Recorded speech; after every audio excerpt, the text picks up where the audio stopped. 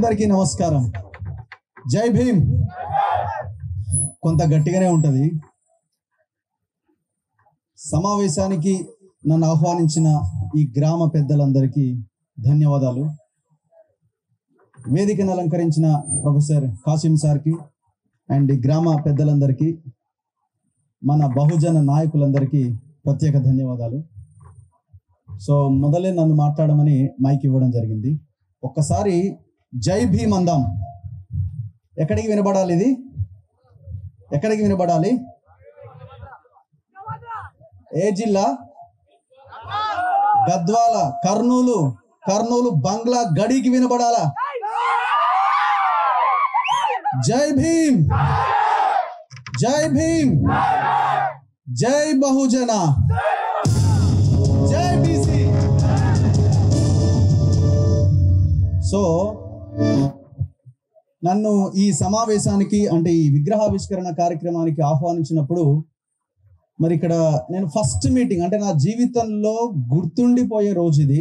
అందుకే నేను ప్రత్యేకంగా ఈ యూత్ టీం అందరికీ నేను ధన్యవాదాలు తెలియజేస్తున్నా.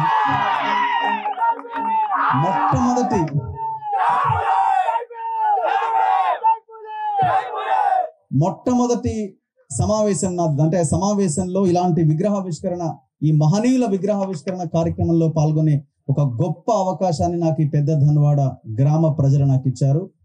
ఎప్పటికీ మిమ్మల్ని నేను మర్చిపోలేను. ఈ చైతన్యము ఈ రోజుతోనేనా భవిష్యత్తులో కొనసాగుతుందా? నాకు పెద్ద క్వశ్చన్ మార్క్ ఇది. నేను కారు దిగగానే ప్రొఫెసర్ కాసిం సార్తో కలిసి అమరవీరుల స్తూపానికి మేము నివాళి అర్పించినాం. సార్ చెప్పారు, ఈ స్తూపాన్ని నేనే ఆనాడు ఆవిష్కరించిన 2010లో అని. 2010లో తెలంగాణ అమరవీరుల స్తూపం ఆవిష్కరించబడింది. తెలంగాణ అమరవీరులు తెలంగాణ కోసం కొట్లాడి రాష్ట్రాన్ని సాధించారు. 1569 మంది ఈ రాష్ట్రం కోసం, మన కోసం, మన నీళ్ల కోసం, మన నిధుల కోసం, మన నియామకాల కోసం, మన రోడ్ల కోసం, మన జీవితాల కోసం, భవిష్యత్ తరాల కోసం వాళ్ళు ప్రాణత్యాగం చేశారు. అంత గొప్ప స్తూపాన్ని రాయలసీమ బార్డర్లో, అంటే మనం ఇటు నుంచి దాటితే 2 కిలోమీటర్ల అవతలకు పోతే రాయలసీమ ఉన్న ఈ ప్రాంతంలో చాలా గ్రామాల్లో అమరవీరుల స్తూపం లేని గ్రామాలు ఇంకా హైదరాబాద్ చుట్టుపక్కల ఉన్నాయి. కానీ ఈ గ్రామంలో ఉన్నది ఎంత గొప్ప చైతన్యం. మరి అలాంటి గొప్ప చైతన్యంతో అమరవీరుల స్తూపాన్ని ఏర్పాటు చేశారు.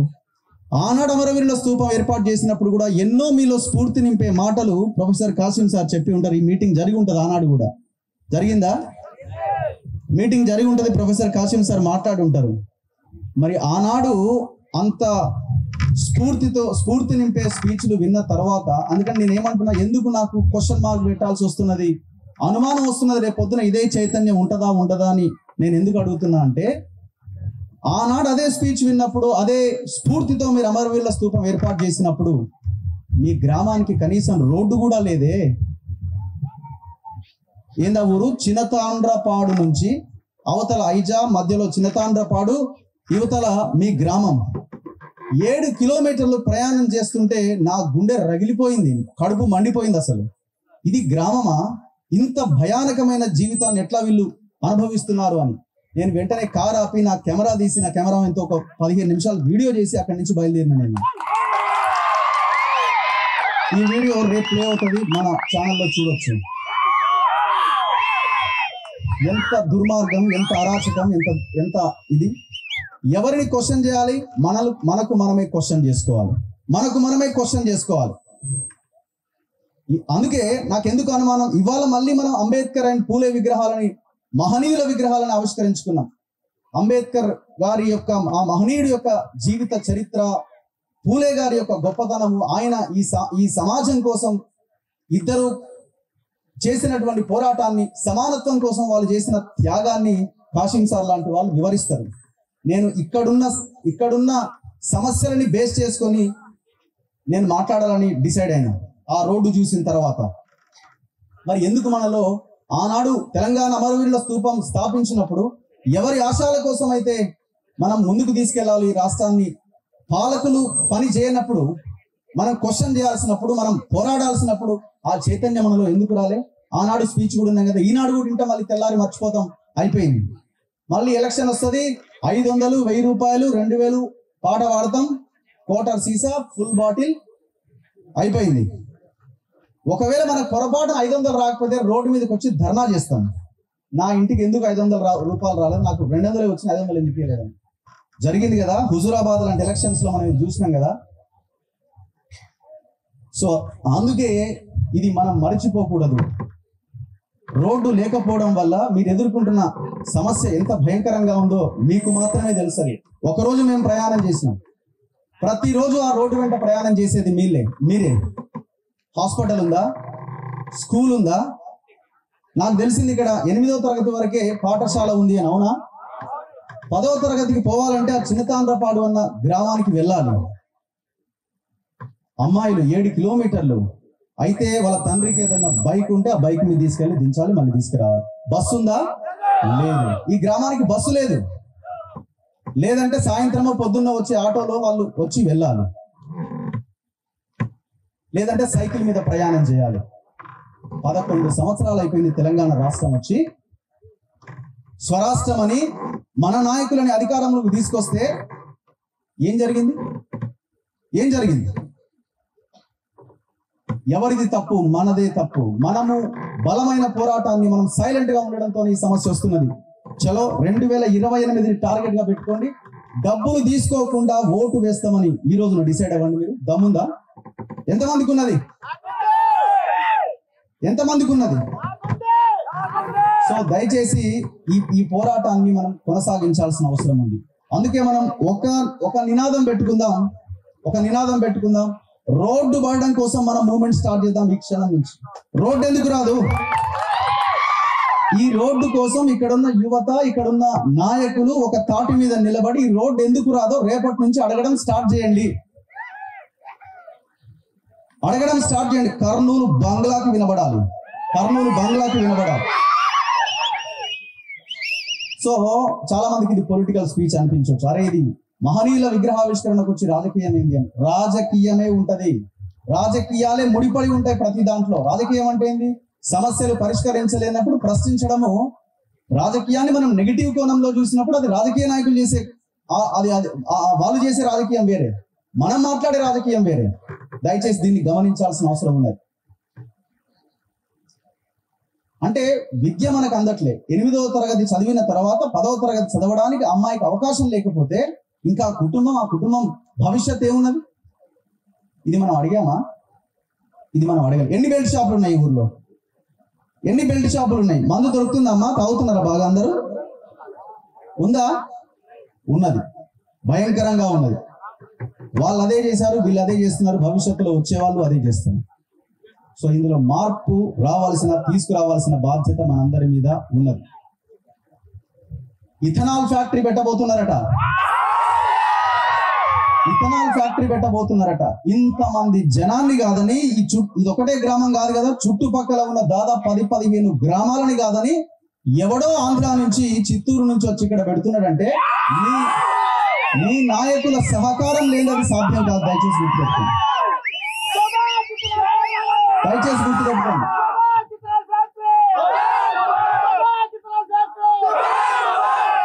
దిలావర్పూర్ అనే ఒక గ్రామంలో ఇట్లానే ఒక కంపెనీ కోసమో ఇంకో దానికోసమో భూమిలో ఏదో కంపెనీ తీసుకురావడానికి ప్రయత్నం చేస్తే 3 రోజులు వాళ్ళు రోడ్డు మీద కూర్చొని ఒక అధికారి వస్తే, ఒక రకంగా చెప్పాలంటే ఆమె మీద దాడి చేయమని చెప్పట్లేదు, శాంతియుతంగానే పోరాటం చేయాలి. దాడి చేయమని మనం చెయ్యొద్దు కూడా, తప్పదు. అంటే వాళ్ళు చేసిన 2 రోజుల పోరాటంతో ప్రభుత్వం వెనక్కి తగ్గి వదిలేసుకున్నది దాన్ని. ఎందుకు మనం ఆ తరహా పోరాటం చెయ్యాలి? సమస్యకి పరిష్కారం పోరాటంతోనే దొరుకుతుంది. మనం లీడర్ని బతిమిలాడితే, లీడర్ని అడిగితే ఇవాళ రాజకీయాల్లో దొరకదు. పోరాటమే శరణ్యం. రోడ్డు మీదకి రావడం అంటే కర్రలు కత్తులు పట్టుకొని కాదు, శాంతియుతంగా మనం పోరాటం చేసి మన రాజకీయ నాయకులకు సెగదగలేలా చేయాలి. మీ బంగ్లాలో దాక్కున్న లీడర్ అనుకుంటున్నాడు ఎలక్షన్స్ అప్పుడు వస్తా, డబ్బులు పంచుతా, మందు పంచుతా, నేనే గెలుస్తా, నేను పెట్టించినోనే గెలుస్తా అనుకుంటున్నాడు. అరే మీరు అంత బానిసలుగా మనం బతుకుతున్నామా? ఒక్కసారి మన గుండె మీద మనం చేసుకుని మనం క్వశ్చన్ చేసుకోవాలి. అండ్ ఇంకొకటి నాకు ప్రధానంగా వినిపించింది, ఎస్సీలు వేరు, బీసీలు వేరు, ఎస్టీలు వేరు, ఇంకొకరు వేరు, ఈ కాలనీ ఆ కాలనీ, ఈ ఈ యొక్క భేదాభిప్రాయాలు, ఈ తేడాలు ఎందుకు వస్తున్నాయి? అంబేద్కర్ విగ్రహము అరే మనోడు కదా, పూలే విగ్రహం అదే ఆయన కదా, పూలే మనోడు కదా, అంబేద్కర్ ఆయన కదా. అంటే మనకు అవగాహన లేకపోవడం కూడా ఒక ప్రధానమైన కారణం. అంబేద్కర్, పూలే ఈ దేశంలో సమానత్వం కోసం పనిచేశారు, మహిళల అభ్యున్నతి కోసం పనిచేశారు.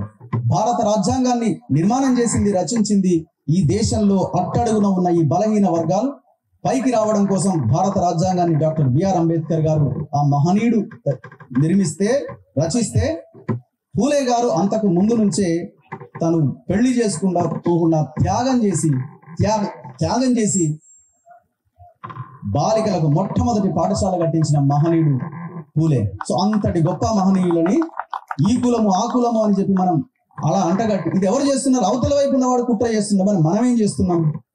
దీన్ని పసిగట్టి మన యువత, మనం చదువుకున్న వాళ్ళమంతా ఇంకా దీన్ని ముందుకు తీసుకెళ్లాల్సిన అవసరం ఉన్నది. సో దయచేసి ప్రజలారా, ఈ తెలంగాణ రాష్ట్రంలో అందరూ అనుకుంటారు పొలిటికల్ లీడర్లు ఎవరైనా ఉంటే కొంత ఇబ్బంది పడవచ్చు. దయచేసి ఈ ఒక్కసారికి మీరు దయచేసి ఆలోచించండి. ఏం ఇబ్బంది లేదు. రేపొద్దున వెండి పిలిస్తే మళ్ళీ రాజకీయాలు మాట్లాడుతున్నాడు అని చెప్పి రేపొద్దున ఇంకో కార్యక్రమానికి పిలవకపోయినా నాకు ఇబ్బంది లేదు. ప్రజలకి న్యాయం జరగాలి అనుకున్నప్పుడు మాట్లాడాల్సిందే. ఈ తెలంగాణలో ఒకే ఒక్క పార్టీ ఉన్నది. ఆ పార్టీ గొడుగు కింద అన్ని పార్టీలు ఉన్నాయి. ఆ పార్టీ పేరే దోపిడీ పార్టీ, ఆ పార్టీ పేరే కబ్జా పార్టీ, ఆ పార్టీ పేరే దుర్మార్గ పార్టీ, ఇంకో పార్టీ. అంతే కదా. ఎంతమందికి 5 ఎకరాలకు పైన భూమి ఉన్నది? ఒకసారి చేతులు లేపండి. 5 ఎకరాలకు పైన భూమి ఉన్న వాళ్ళు చేతులు లేపండి ఒకసారి. 5 ఎకరాలకు పైన ఉన్న వాళ్ళు చేతులు లేపండి ఒకసారి. ఒక్కరన్నా 1-2 చేతులు మాత్రం లేస్తున్నాయి. భూమి లేని వాళ్ళు ఎంతమంది చేతులు లేపండి చూడండి ఒకసారి. పెద్దదన్వాడలో లేకపోతే గద్వాలలో భూములు లేవా? ఉన్నాయి. ఎవరి చేతిలో ఉన్నాయి ఆ భూములన్నీ? 1000 ఎకరాల భూములు దగ్గర పెట్టుకొని వాటితో వ్యాపారం చేస్తూ, రియల్ ఎస్టేట్ ని చేస్తూ, ఆ డబ్బులతో మీకు ఎలక్షన్స్ లో డబ్బులు పంచుతున్న విషయాన్ని మనం గుర్తించకపోతే మన జీవితాలు ఇట్లనే ఉంటాయి. ఎకరం భూమి లేదు మనకు, కూలీ కౌలు చేసుకొని ఏదో జీవితాన్ని కొనసాగిస్తున్నాం.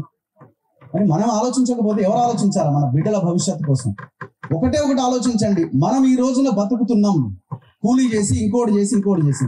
రేపు పొద్దున మన బిడ్డల భవిష్యత్తు ఏంటన్న ఒక్క క్వశ్చన్ మీకు మీరు వేసుకుంటే అన్ని సమస్యలకు పరిష్కారం దొరుకుతుంది. ఇప్పుడు మన బిడ్డ చదువు కోసం, మన బిడ్డ ఆరోగ్యం కోసం ఏమి చేయడానికైనా రెడీ అవుతామా? మన బిడ్డని ఎవరైనా ఇబ్బంది పెడితే ఏమి చేయడానికైనా రెడీ అవుతామా?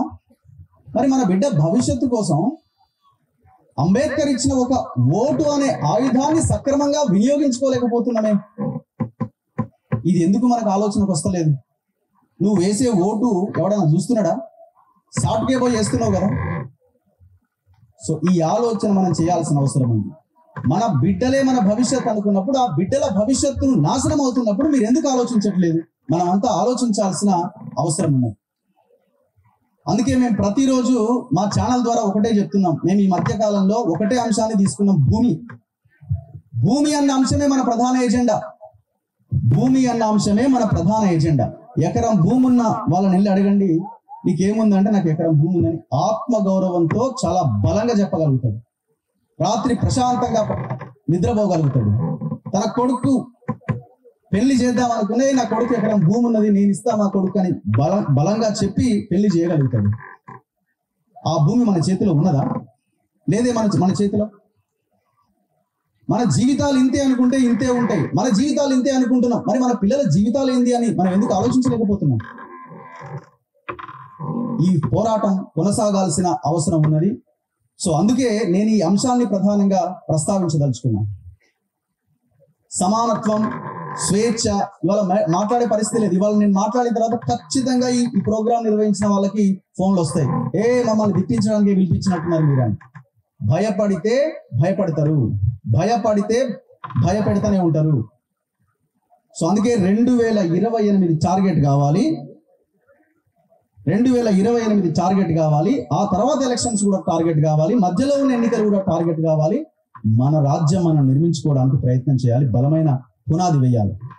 అసలు ఈ గద్వాలలో తెల్లంగి పోరాటం ఏందో నాకు అర్థం కావట్లేదు. వైట్ షర్ట్స్ వేయొద్దట, తెల్లంగీలు వేసుకునే పోరాటం కూడా ఒకటి జరుగుతున్నది ఇక్కడ గద్వాల ఈ నడిగడ్డ ప్రాంతంలో. వాళ్ళు ఒక టీం తయారయ్యారు, ఎందుకంటే తెల్లంగి వేస్తే ఓర్వలేరట అవతల ఉన్న వాళ్ళు. మరి ఈ సిచ్యువేషన్ ఉన్నది అని అంటే, అరే చివరికి ప్రజలు ఓటేసిన ఎమ్మెల్యే కూడా అదే పరిస్థితిలో ఉంటే ఎట్లా? ఏ ఎమ్మెల్యేనే కావచ్చు, నేను ఇర్రెస్పెక్టివ్ ఆఫ్ పార్టీస్, ఈ పార్టీ ఆ పార్టీ ఆ నాయకుడు ఈ నాయకుడు అని నేను చెప్పట్లేదు, ప్రతి నాయకుడి గురించి మాట్లాడుతున్నా, ఒక పార్టీ గురించి నేను మాట్లాడలేదు ఈ వేదిక నుంచి. సో అందుకే దయచేసి ఆలోచించండి. అంబేద్కర్, జ్యోతిరావు పూలే, సావిత్రిబాయి పూలే ఇలాంటి మహనీయుల ఆశయాలను వాళ్ళు కలలు కన్న స్వరాజ్యాన్ని, సామ్రాజ్యాన్ని మనం నిర్మించాల్సిన అవసరం ఉన్నది. ఇందులో యువత ప్రధానంగా నడుము బిగించాలి, మహిళలు కొంగు నడుముకు కట్టాల్సిన అవసరం ఉంది. ఎందుకు మన ఈ గ్రామంలో ఈ రాష్ట్రంలో బెల్ట్ షాపులు అని మనం నినదించాల్సిన అవసరం ఉంది. దయచేసి మనం డబ్బుల కమ్ముడు పోయి ఓటేస్తే మన జీవితాలు ఇట్లనే ఉంటాయి. సో అందుకే దయచేసి ప్రజలారా అడుగు ముందుకే వేయాల్సిన అవసరం ఉంది. ఎట్టి పరిస్థితిలో మనం వెనకడుగేస్తే మనల్ని ఈ రకంగానే బానిసలుగానే చూస్తారు. ధన్యవాదాలు. జై భీమ్.